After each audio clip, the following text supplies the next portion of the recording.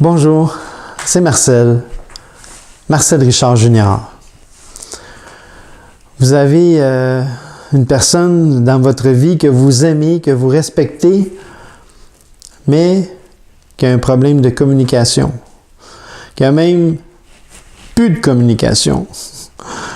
Ça fait 1 an, 5 ans, 10 ans, 20 ans que vous ne vous êtes pas parlé. À chaque fois que vous y pensez, ça vous fait chaque fois la même chose. C'est peut-être votre père, votre mère, votre frère, votre sœur, votre fils, votre fille. Restez avec moi. Je vous partage quelques réflexions là-dessus.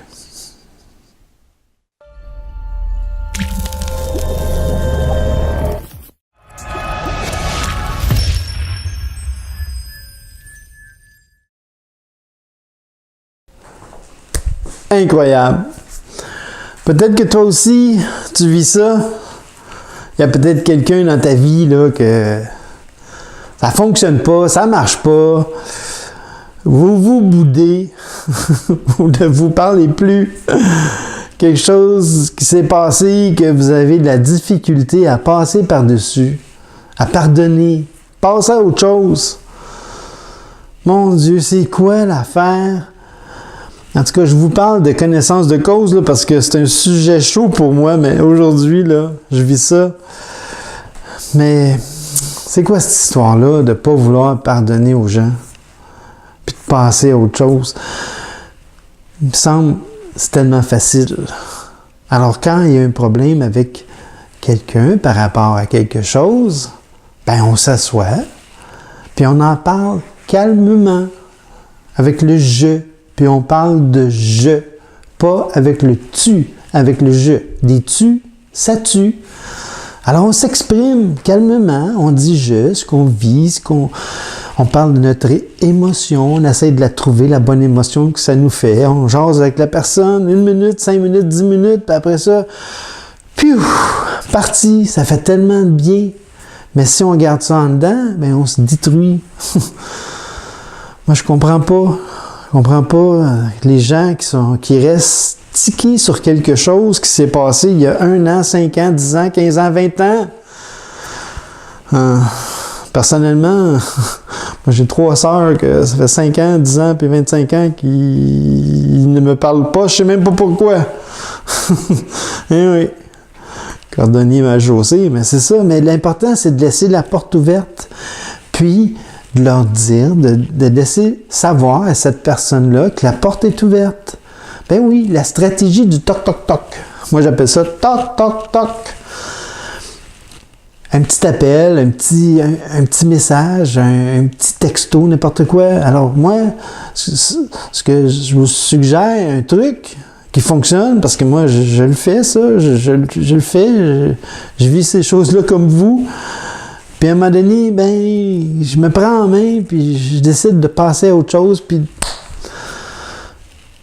d'essayer d'entrer en relation avec la personne. Alors, la bonne façon pour moi, c'est t'écris ou t'appelles, tu dis bonjour, salut, ça va, écoute, ça fait longtemps qu'on ne s'est pas parlé, puis j'aimerais bien ça, qu'on puisse à un moment donné, s'asseoir, prendre un café, puis discuter. Alors, si c'est quelque chose qui t'intéresse, ben laisse-moi savoir. Moi, je serais bien prêt à m'asseoir avec toi, puis d'en jaser. Ça me semble c'est facile, ça. Alors ça, c'est l'étape 1, avec n'importe qui.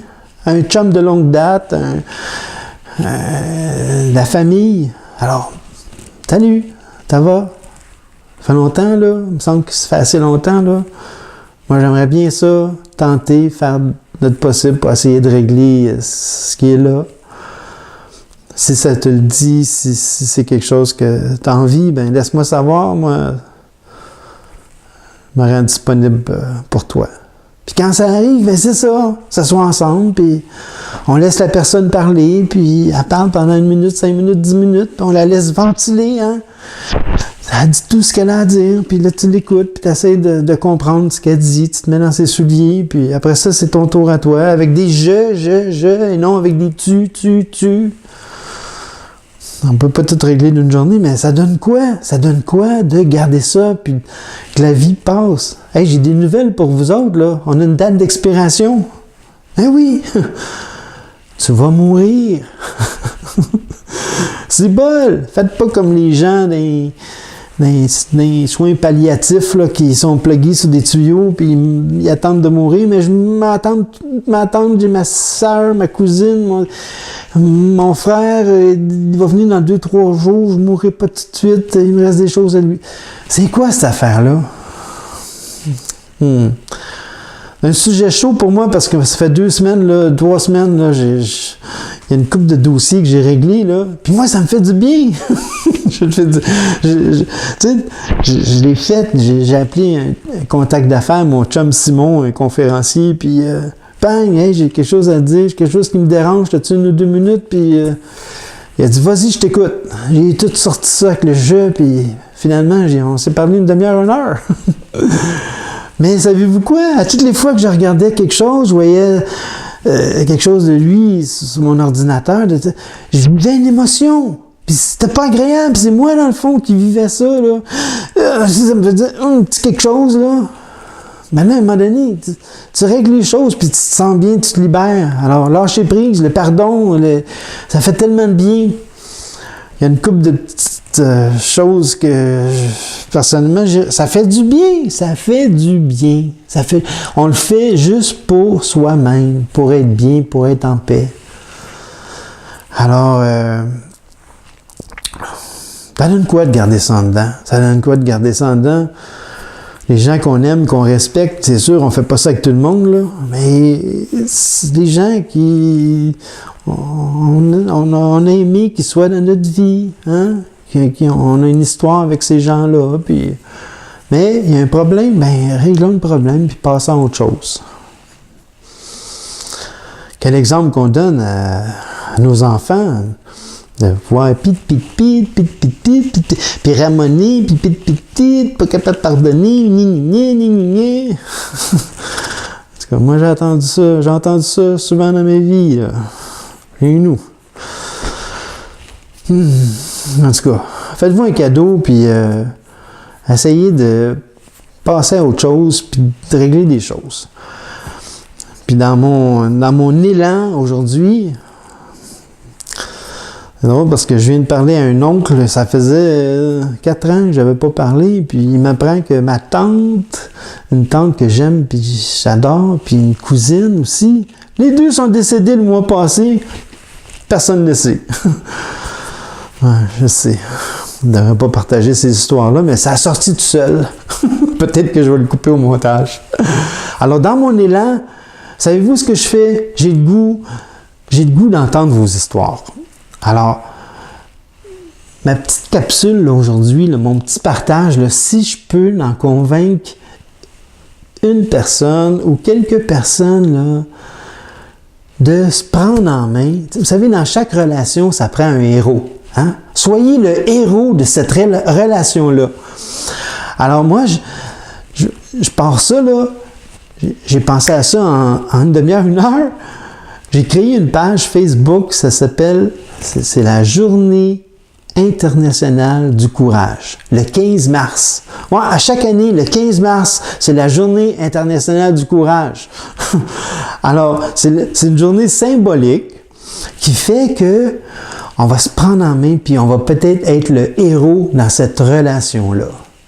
Alors, si vous avez quelqu'un que vous ne parlez pas depuis 1 an, 5 ans, 4 ans, 10 ans, ben, partagez-y cette vidéo-là. Peut-être que cette personne-là, va vouloir être le héros ou la héroïne de cette relation-là.